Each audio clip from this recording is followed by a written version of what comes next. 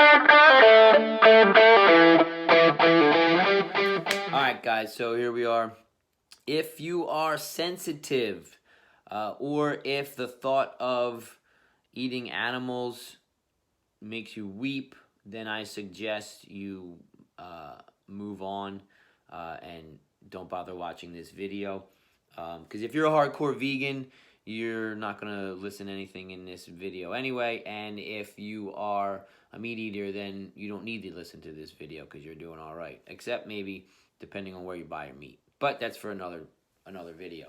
This video is more for people that are on the fence. If you're thinking about going down the path or becoming a vegan, some things you want to think about. Becoming a vegan always leads to malnutrition, okay? Because the human body is not designed to eat plant only. We are designed to eat some amount of plant life. Some people can eat more. Some people can eat less. But we definitely need to have plants. So this is not a video about saying that plant isn't good. I eat vegetables and every day.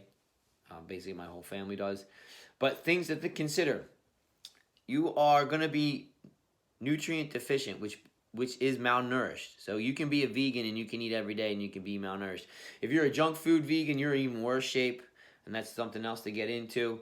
Yeah, I know a lot of you guys are vegan for religious reasons.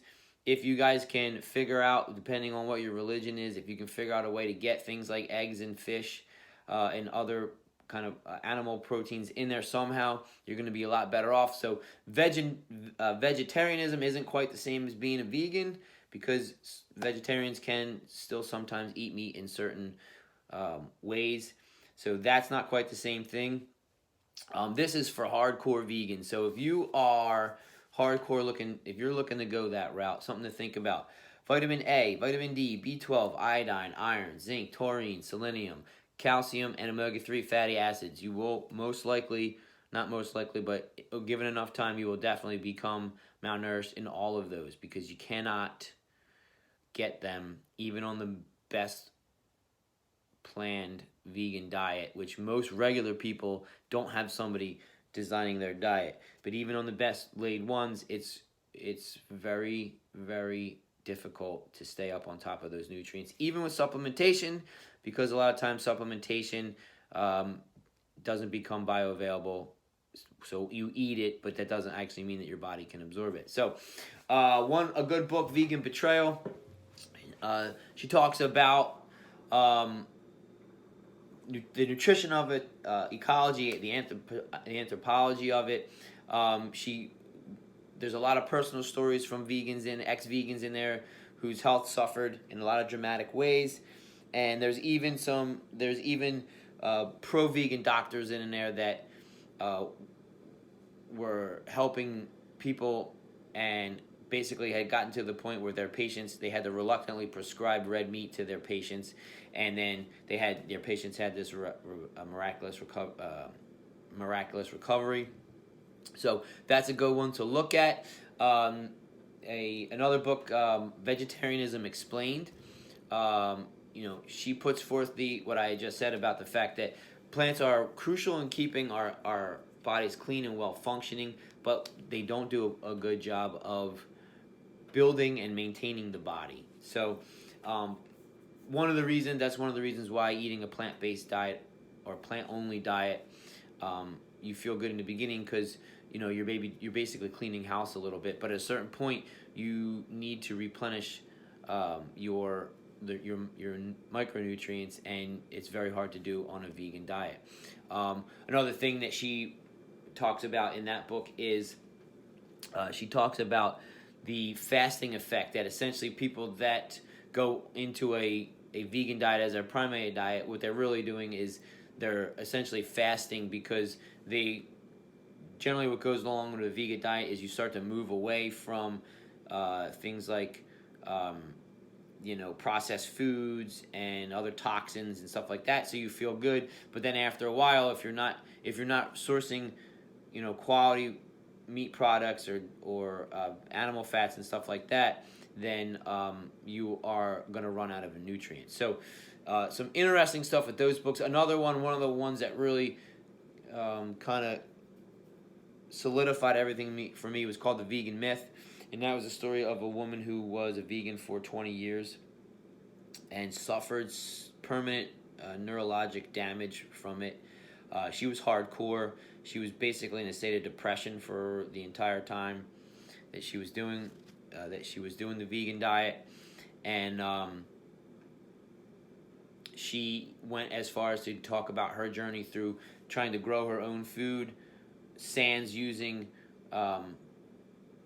animal products to build up the soil, and what she learned as far as farming and all that kind of stuff. So very, very interesting information, which really comes full circle, comes back to what I said in the beginning, which is that the vegan diet is just not healthy for you. It's not healthy for humans. So if you are playing around with the idea of going down the vegan road, I strongly, strongly recommend that you don't do it, especially if you value being fit and strong. I had a conversation with one of my members who lost a ton of weight. After all that weight loss, she had some surgery to kind of take care of the excess tissue that she had, skin and stuff. And one of the things her doctor really pressed her on was eating, and because it was impeding her healing process. And one of the things I put forth to her was that her diet, she's a vegan, and her diet was slowing her healing because she's malnourished. Her body doesn't have the fundamental nutrients that she needs to heal as rapidly as she should. So, things to think about. It's not just being able to get up and walk around. It's much more than that. So, what kind of life do you want to live? Do you want to get up? Do you want to crush the day?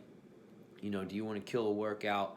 What do you want to do? Do you want to be able to run around with your kids? Do you just want to be able to have energy? That's things to think about. So for you guys that are on the vegan fence, I would recommend you stay away from it. If you want to lean toward vegetarianism, what I would say about that is try and be able to at least get in eggs or fish or some kind of meat products that you feel okay with, depending on what your reasoning behind being a vegan is, or thinking about being a vegan is. And something else to think about for you guys, if you're on the fence, is being a vegan and eating only plants does not necessarily mean you're saving animal life. You're just killing different kinds of animals. Farmers kill animals all the time, and they destroy the animals, microscopic animal life that's in the soil, to get those plants that you desperately need. So another thing to think about: it's not all fuzzy cute animals that get killed, and that are all part of the ecosystem that we need to live, and this world needs to live. So anyway, for you guys, hopefully you made it to the end of this video. I know it was a little bit long, but some important information. And go out and have a burger and a salad and have a good day. See you guys.